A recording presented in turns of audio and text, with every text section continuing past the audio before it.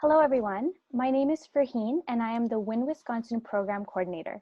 I thank you all so much for being here today. There were over 2,100 RSVPs, and I am in awe of your solidarity. Also, thank you to Jack, Tara, and Van for hosting this webinar, and the rest of the June 11th webinar team for making this possible. Please note that the chat box is closed to attendees, but if you have any questions during the presentation, please use the Q&A box at the bottom of your Zoom screen, and we will do our best to answer your questions during an optional session at the end of this presentation. And if you hear anything that inspires you today, please go to our website, winwisconsin.org, to keep in touch via our Continuing the Conversation Google form. This is a crucial moment, and we need everyone's help to win in November.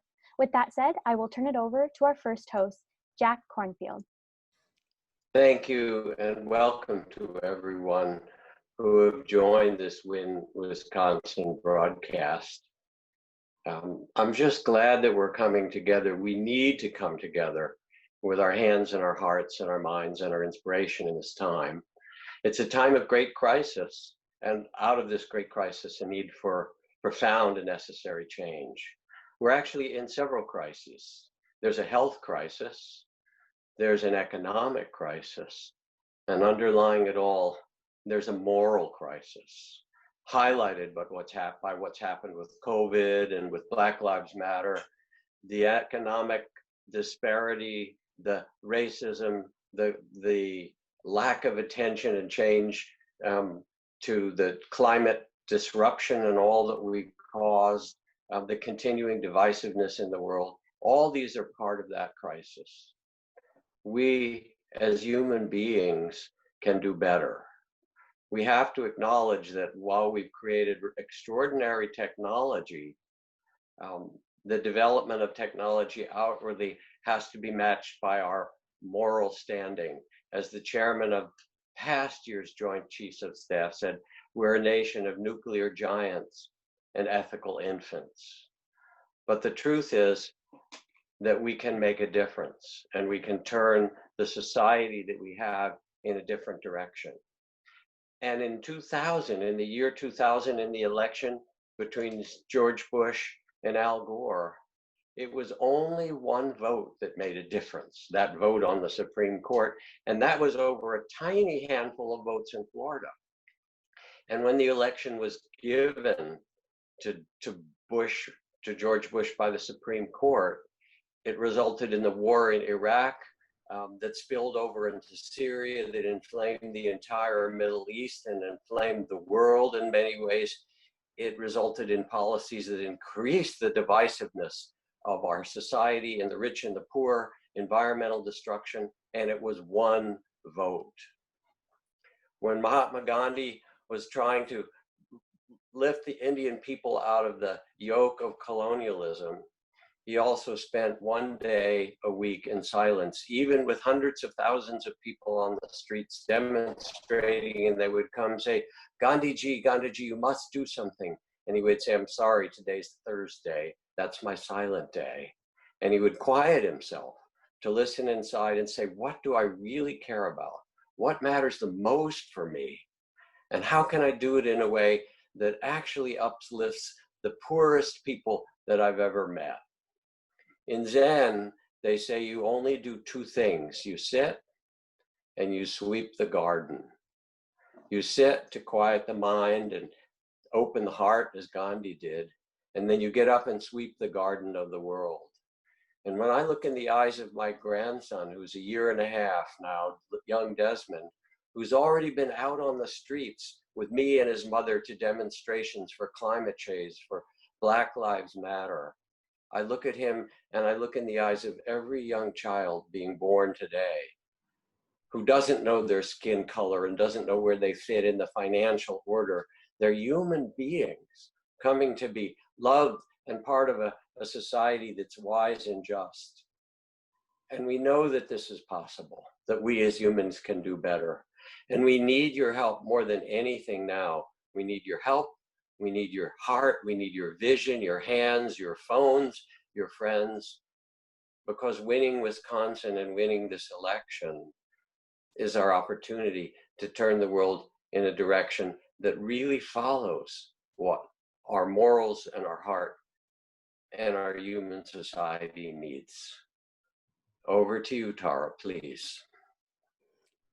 Oh, thanks so much, Jack. And wow, thank you all for being here.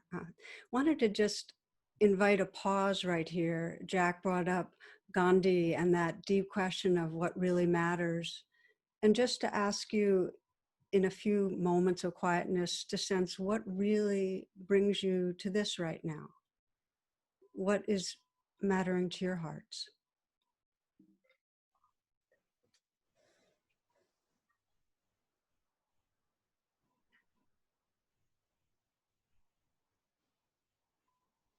And to sense on some level that coming to this event means you care.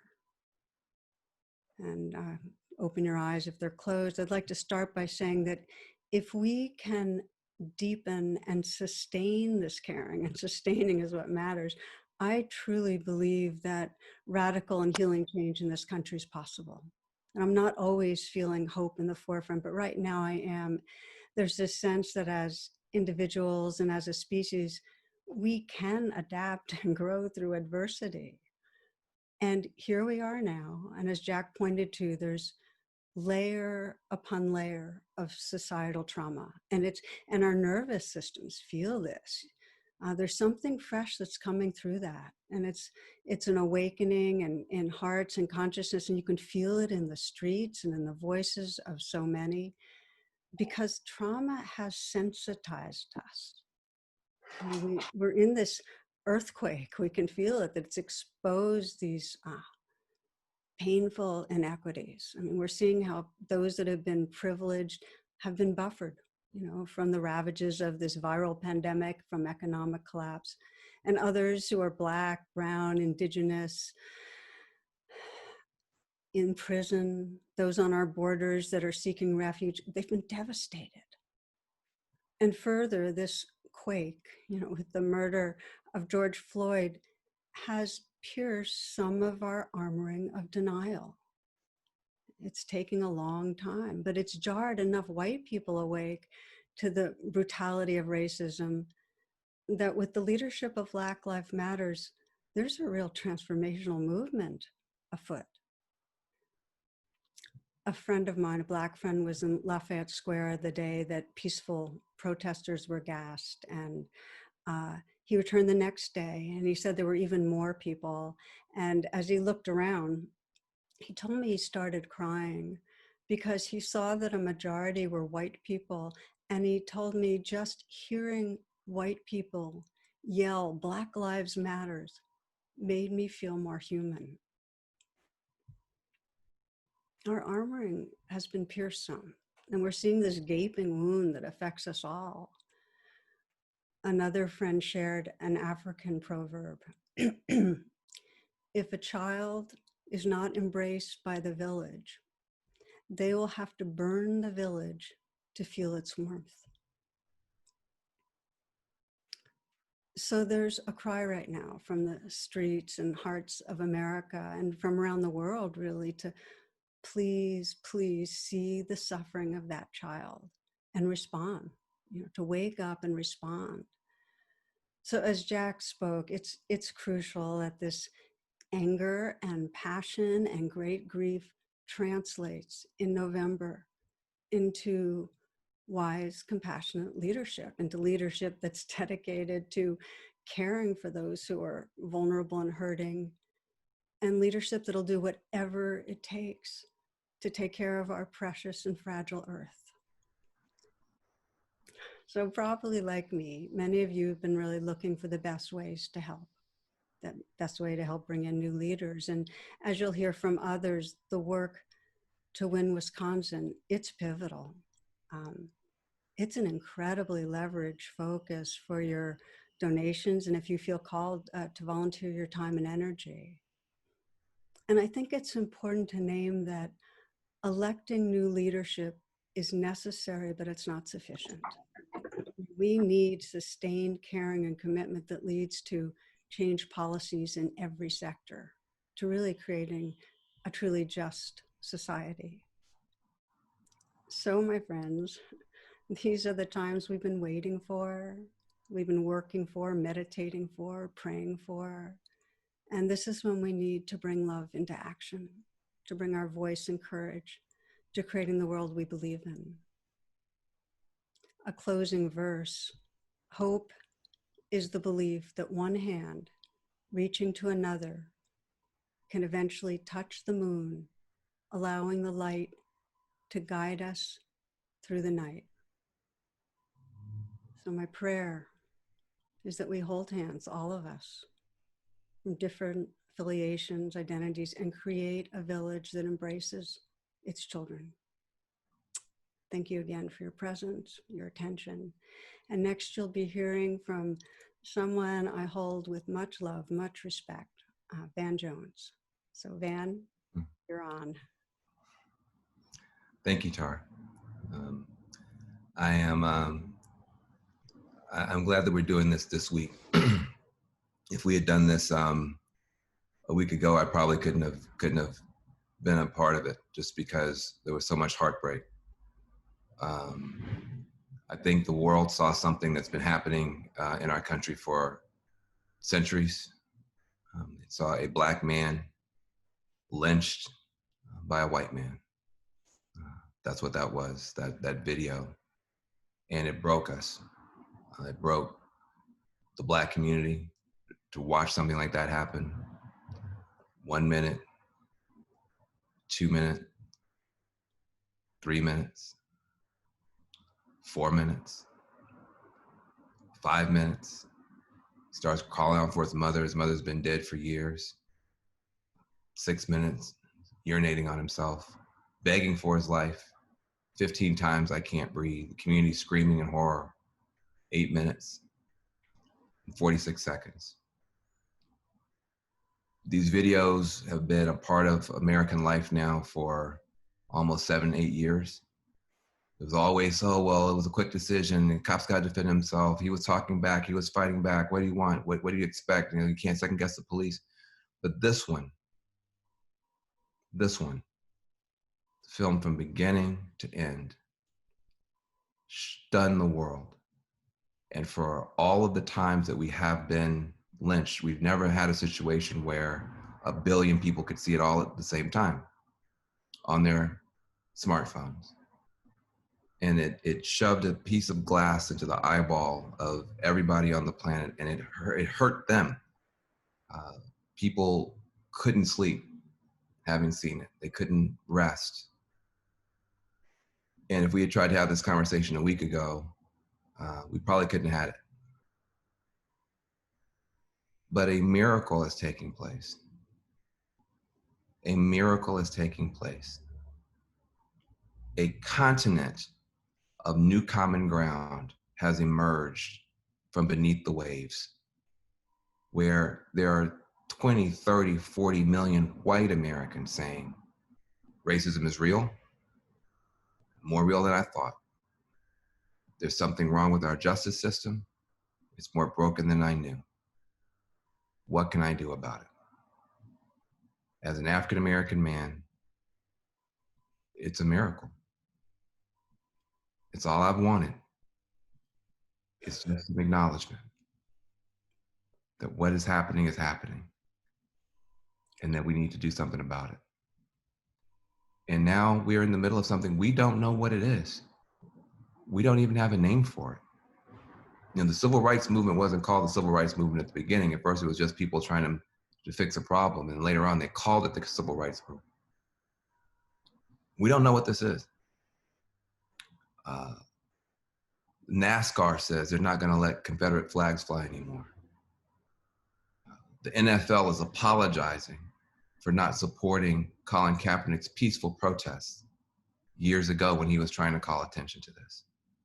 You have people, corporations across the world saying Black Lives Matter. What is this? We don't know what to call this.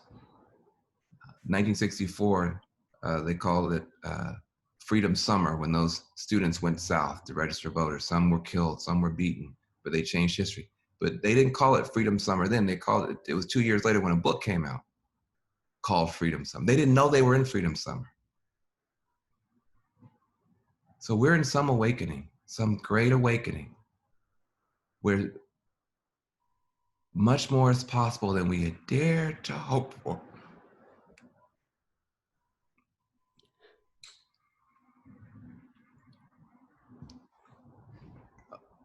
Somebody killed a black man, and everybody cares. It's a miracle. It's never happened. It's never happened. Somebody killed a black man, and everybody cares. I wish my parents were here to see this.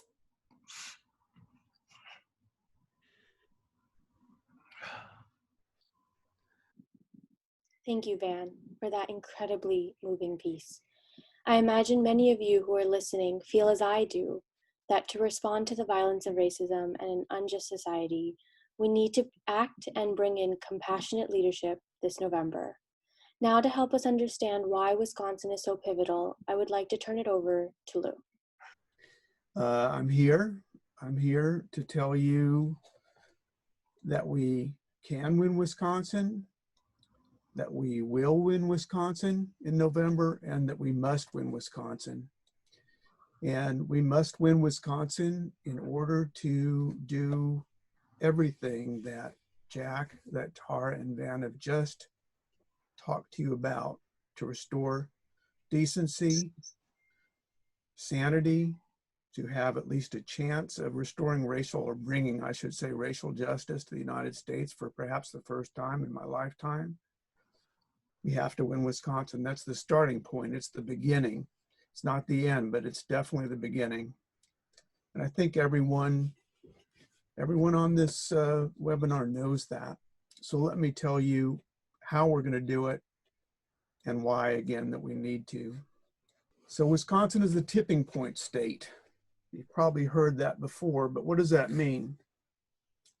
If you take all those states, those blue states on the left, they add up to 269 electoral votes. Those are states where Trump is less popular than he is in Wisconsin.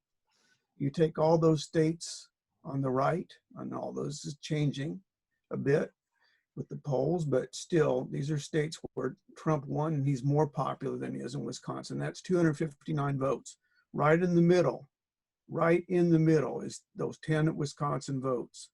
Those 10 electoral votes of Wisconsin are likely to decide the election. And pretty much everyone who observes this has been saying the same thing. Dan Balt says it's the single state on which the election could turn. Nate Cohn of the New York Times says it. And frankly, even Trump's own people say that we're going to win in Wisconsin or we're going to lose. So it really comes down to winning Wisconsin. How are we going to do that? Well, our elections are razor thin. Trump only won by less than 1%, 0.72%. 22,000 votes was his margin in 2016. 22,000 votes in Wisconsin are why, among other things, one reason why we're in the mess that we're in today. In 2018, we turned that around by 1.1% going the other way, 29,000 votes. So someplace between this 22,000 votes that we lost by and 29,000 votes that we won by is where we're going to win. Now, maybe more than that. We lost a Supreme Court race, a tough one, by 0.5% in 2019, but in this April, we won a Supreme Court seat by 160,000 votes, 11%, and that shows that we can win this state back. We really can put an end to this madness here in Wisconsin by winning this state in November. It can be done, and we will do it. What's the Republican strategy for winning? Well, to be honest, it's pretty straightforward. It's suppress the vote.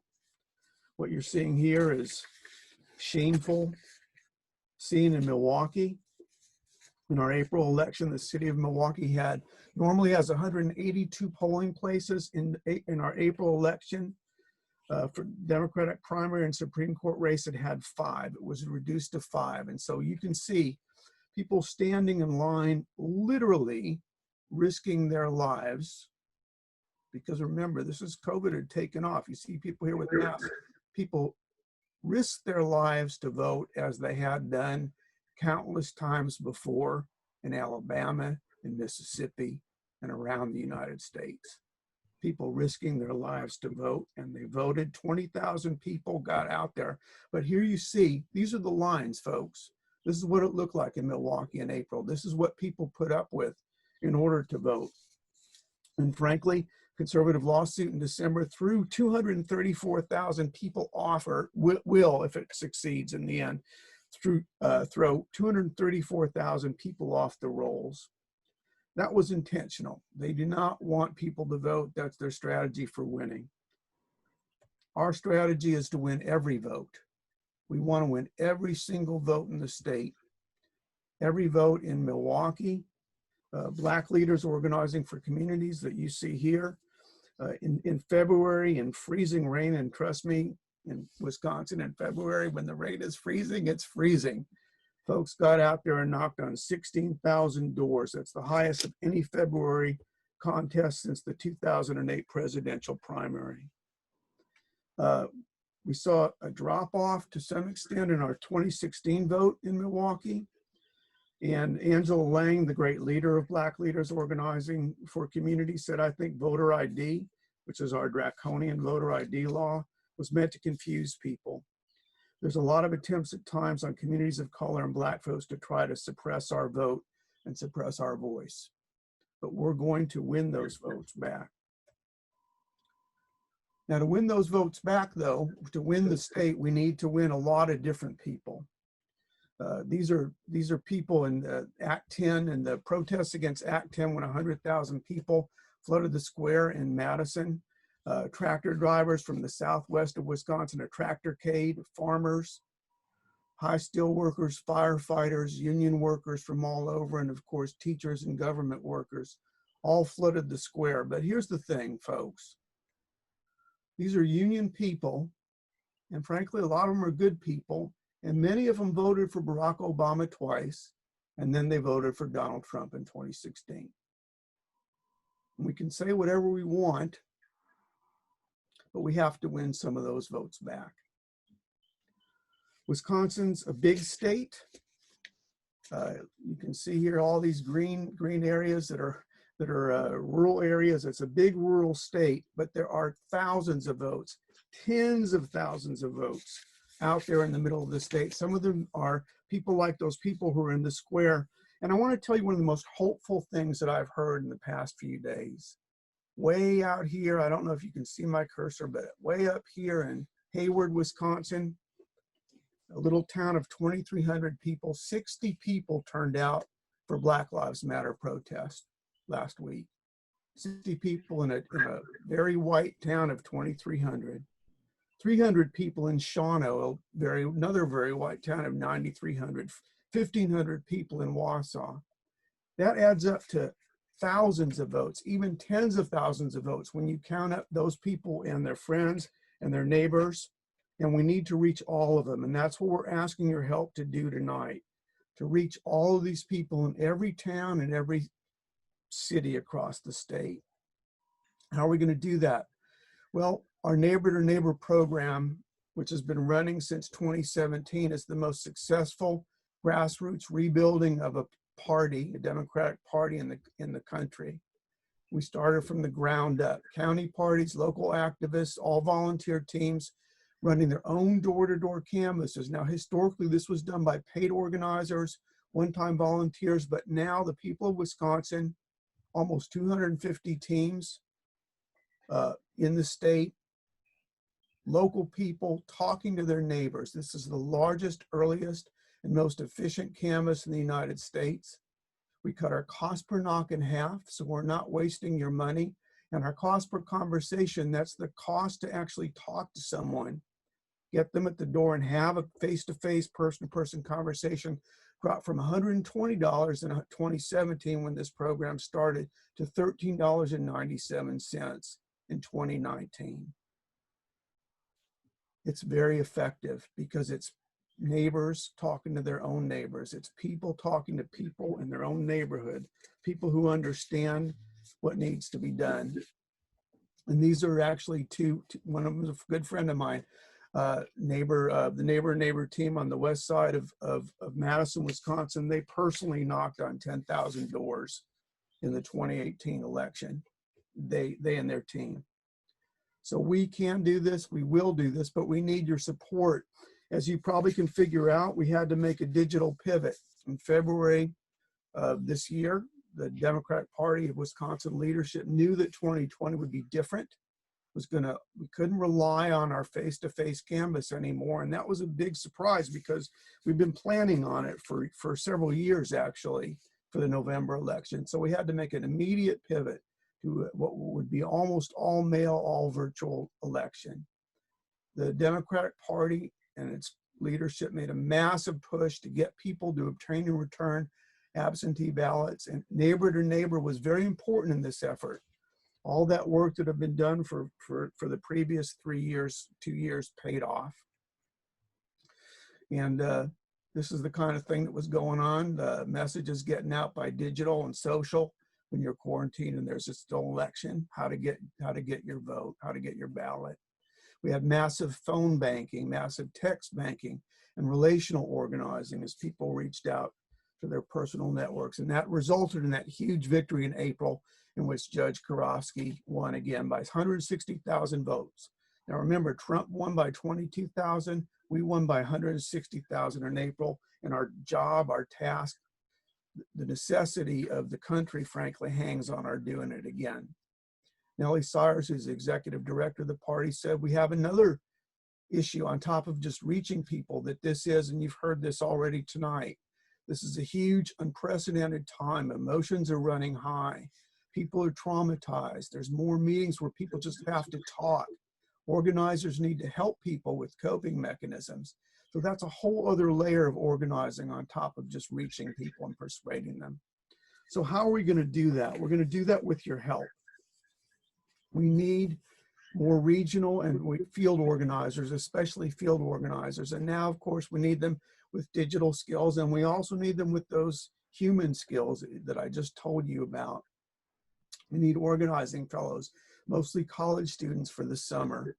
We need as many as we can get. We need to field an army, and we're already doing that, but we need your help. We're asking for you to have solidarity with us so that we can express our solidarity with you by winning in November. This isn't just you helping us. This is all of us doing this together. We need your help now.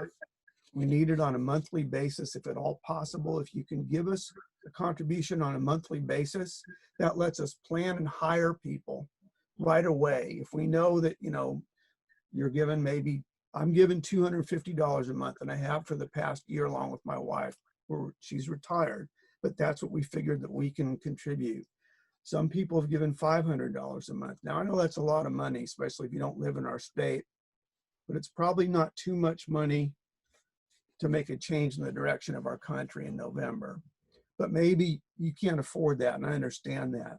Maybe you can afford $100 a month. $100 a month between now and November would make a huge difference in winning Wisconsin. And if you can't, 50, and if you can't afford 50, maybe you can afford 20 or 25. And frankly, even if you can't afford that, $5 a month still gives us the cash flow to help plan and hire field organizers and get them out in the field tomorrow. And if you can't give monthly, we understand everybody can't. Give what you can. And if you can't give money, because many people can't right now, it's a tough time in this country, then you can volunteer. You can help us by freeing up and doing some of the volunteering and phone work that lets us get out and talk on a one-to-one basis with people. But $5,000 is the magic number. For every $5,000 we can raise, we can send a field organizer out in the field. And that's how we're going to win. That's how we're going to repeat the April miracle in November. So remember, we're the tipping point state. This is the beginning of the end of the beginning. We can really begin to turn this country around, to begin to restore some measure of decency, of sanity, of love for the planet, of respect for science, to return to a period where we can fight for racial justice and have it instituted at the highest offices of the land. It can be done if we win Wisconsin in November. So we're asking everyone tonight, if you can, give what you can afford, give monthly if you can. And if you can do it now, do it tonight. Because I know you're all like me. You'll get off and you'll forget. So don't. Do it now. wisdems.org/WinWisconsin. It's an ActBlue site. Some of you are familiar with that. It's a very secure site. And you can go and make your donation. Please, monthly, please give us what you can. Maybe even dig a little deeper than what you can. Give up that latte. And see, it's not even a problem right now because you can't even go out and get the latte in most places. So maybe $100 a month is your latte budget. But give it to us and help us now. I'm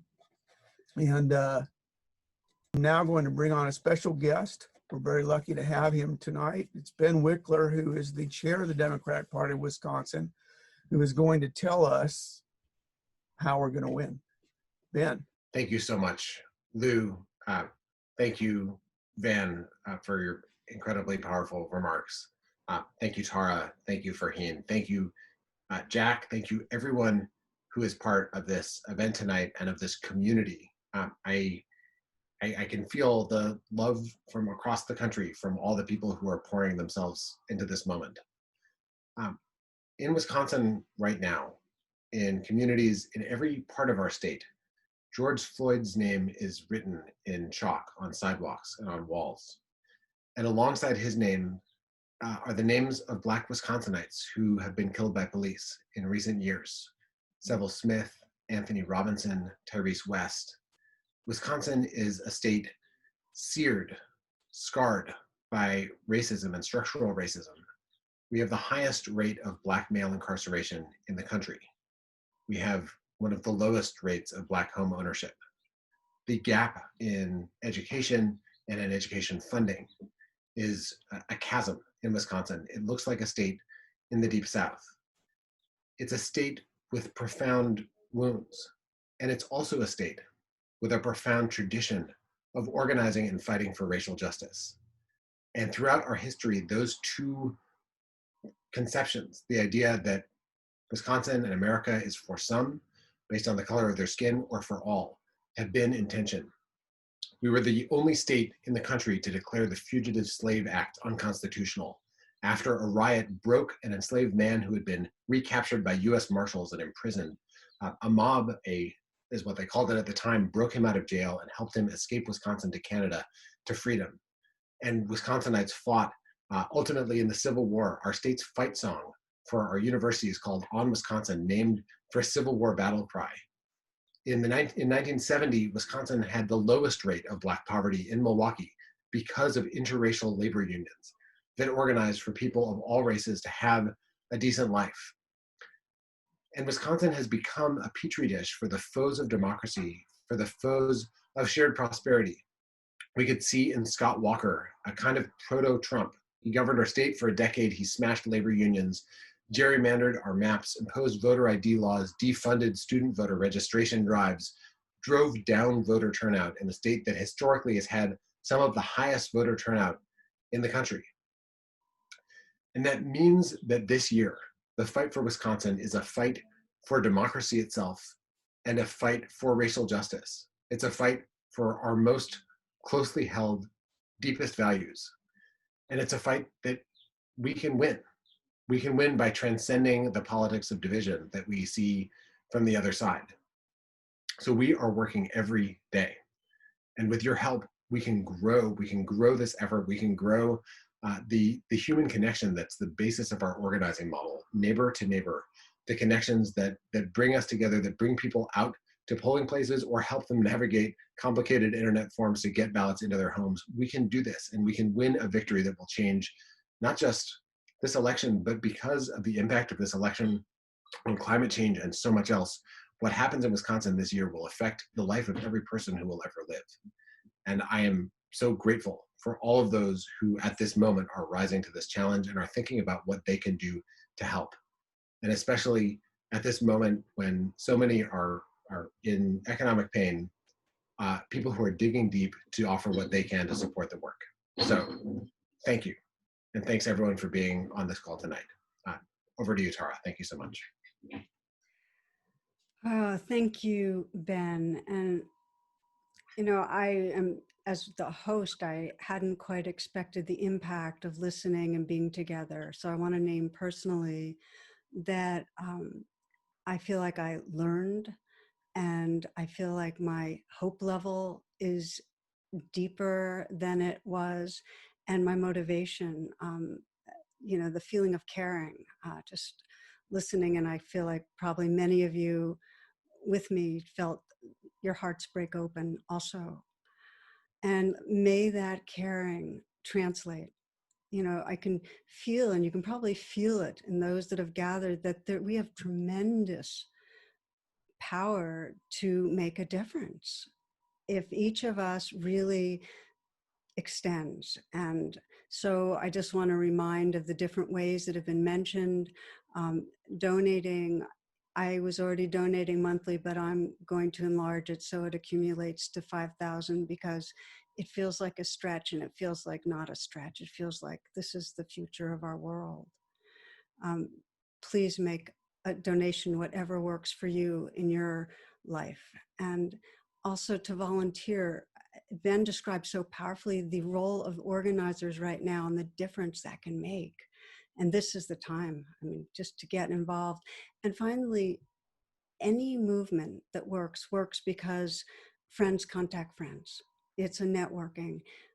Reach out to your friends, reach out to your family, reach out to anyone, because right now, people just like us really care, and they're looking for a way to make a difference. So spread the word.